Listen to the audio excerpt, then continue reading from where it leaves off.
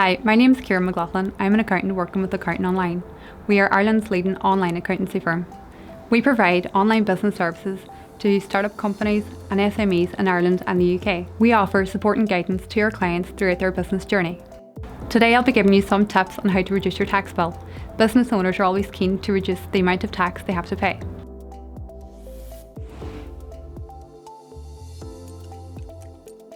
We get asked this question a lot: what is a business expense and what can be counted as a business expense for tax purposes? A business expense is an expense that is directly related to the running of your business. In other words, you would not have incurred this expense if you weren't in business. To check whether an expense can be classified as a business expense, ask yourself, is this expense wholly and exclusively for the purposes of my business? Is this expense necessary to carry on my business? Examples of business expenses include goods purchased for resale, employee or director's wages, accountancy fees, insurance costs, legal and professional fees such as company and corporation costs, travel costs, rent rate and insurance for your business premises, interest costs related to money borrowed to finance your business.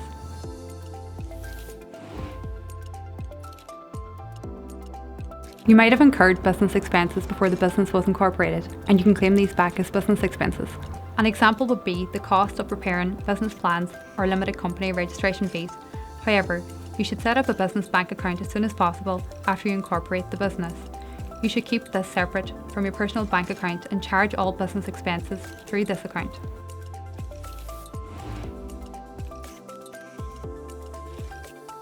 Usually directors will give their company a loan before it starts generating revenue. This helps the company pay early expenses and get up and running. This loan is repaid once the company starts earning income.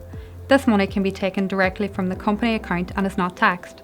You just need to make sure you keep a record of how much was taken from the company account and why.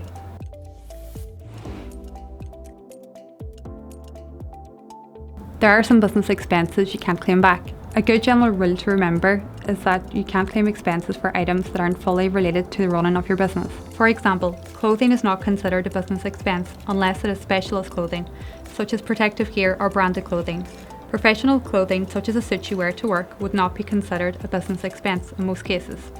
However, a t-shirt with the company logo on it, which is worn as part of a uniform, can be considered a business expense. A sole trader can't claim a tax deduction for proprietor's wages. There are limits on tax deductions for capital expenditure. So for example, if you purchase equipment for €1,000, according to revenue, you can't claim the full €1,000 as an expense in the year of purchase. Instead, you may have to claim it over a period of 8 years.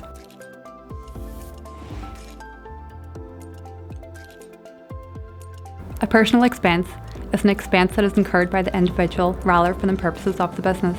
In general, these expenses cannot be claimed as a business expense. However, there are tax credits available for certain personal expenses, such as doctors and prescription charges, certain dental expenses, and nursing home expenses.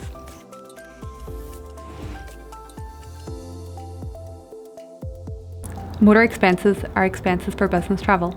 For tax purposes, we can look at this from two angles: a business traveller using their own personal vehicle or a company vehicle.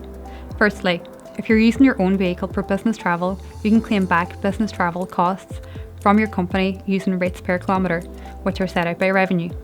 The rate per kilometre will depend on the total kilometres driven and engine size.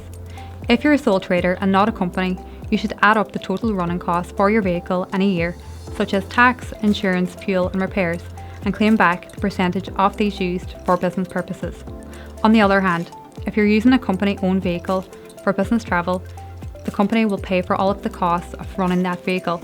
However, if you use a vehicle for personal use, you may be liable to pay benefit in kind, or BIK. This taxes employees for their personal benefit from a company vehicle. The amount of BIK you're liable for will depend on how much you use the vehicle for personal versus business use, but it can be as high as 30% of the original market selling price of the vehicle. One way you can get around BIK is if your company provides you with a classic car, since the original market value would be insignificant in today's terms. There are also some exemptions to BIK for private use of electric company cars or commercial vehicles with an original market selling price of less than €50,000. For BIK purposes, the original market selling value of an electric vehicle will be reduced. For example, in 2023, the original market value will be reduced by €35,000 in 24 by €20,000 and in 2025 by €10,000.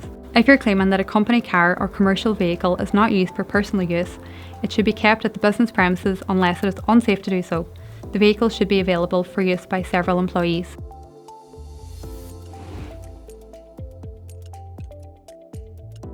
As a director of an Irish company, you have a few options for paying yourself, and in general, people would choose a mix of 3 options. You can take a salary, draw dividends from the business, or take a combination of salary and pension.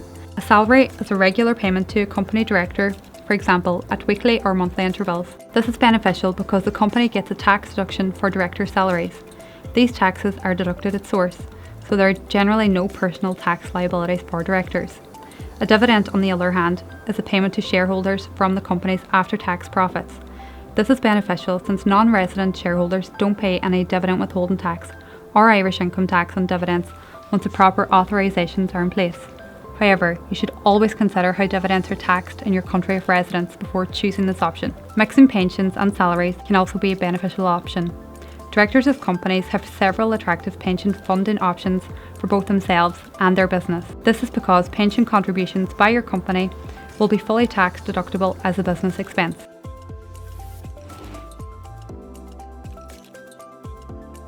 In the case of rent, whether you can claim it as a business expense depends on a few factors. For example, renting an office space is an allowable business expense. Normally, home rent is not considered a business expense. This is because even if you weren't running your business, you'd need to pay rent on your home, so it's not an expense wholly and exclusively for the purposes of your business. However, you may need to increase the size of your home to make space for your business, for example, by renting a house with an extra room for a home office. This increase in your rent could potentially be claimed as a business expense. You shouldn't claim a rent expense against your company for your own home, as this could expose you to personal income tax on those rents. It can also cause issues with capital gains tax if you try to sell the property.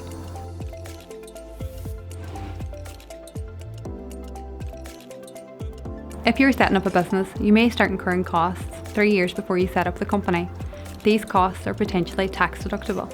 Examples of pre-trading or setup expenses are accountancy fees, advertising expenses, feasibility studies, business plans, or rent paid on property where the business operates.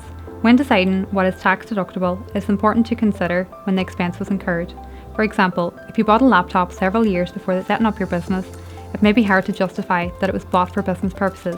However, if you bought the laptop a few months before starting your business, it will be easier to justify this as a business expense.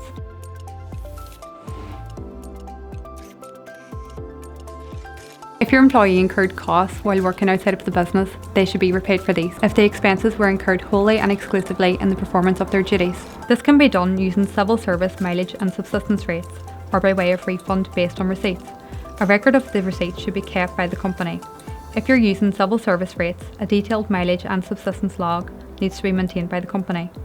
If a trip is both for business and personal reasons, you need to consider the proportion of business versus personal.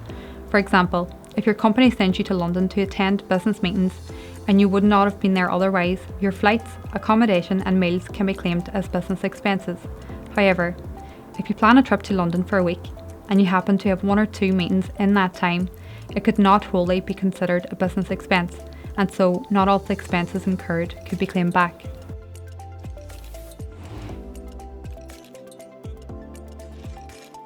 We see a lot of business owners and employees working from home now.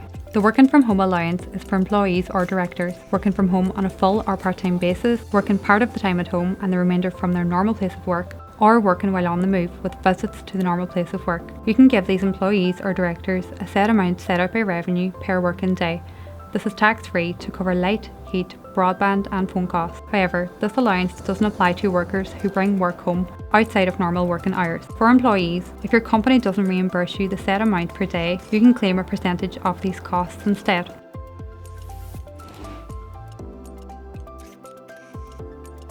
A round sum allowance is a set amount of cash paid to directors to cover business costs regardless of how they spend it.